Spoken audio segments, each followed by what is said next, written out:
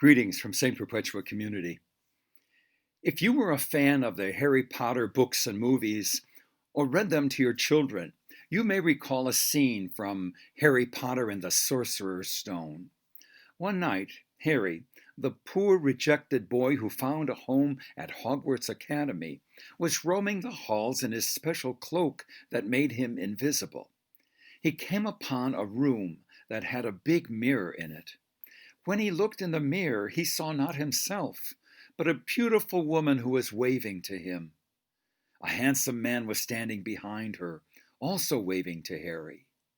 It dawned on him that these were his parents, whom he never knew since he was orphaned as a very young child.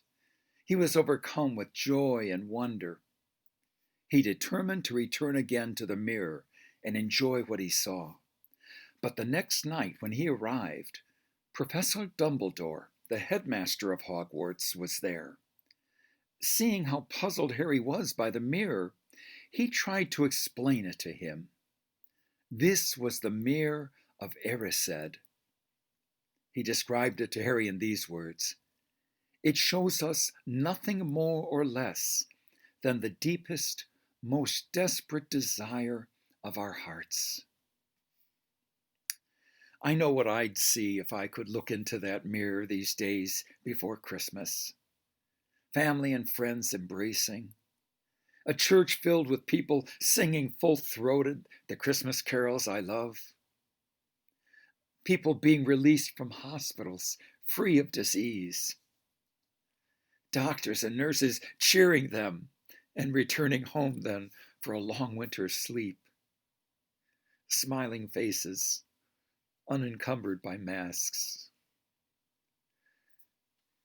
When I reread those words, the deepest, most desperate desire of our hearts, they rang as clear as church bells. Isn't that exactly what Christmas is? Look at the nativity scene as it's been brought to us through centuries of tradition. An innocent child, sign of life and hope and promise. A loving mother, compassion and care, emptying herself to bring life. A courageous and upright father, facing the unknown with steady determination and abiding faith.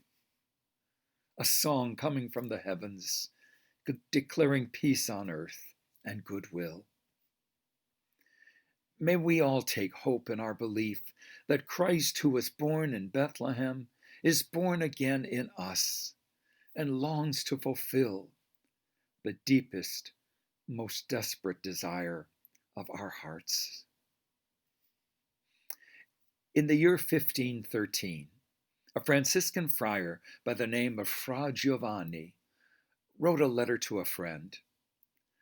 The letter survived all these centuries, and its spirit still rings true, especially this Christmas, when we feel deprived of so much that we desperately desire.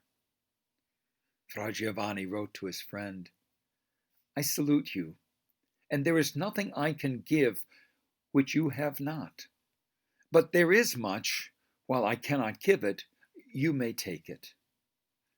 No heaven can come to us unless we find it in our hearts today. So take heaven. No joy can come to us unless it comes to us in this present moment. Take joy. No peace can come to us unless we find it right now. Take peace." And so at Christmas time, I greet you with the prayer that for you, now and forever, the day breaks and the shadows flee away. Merry Christmas.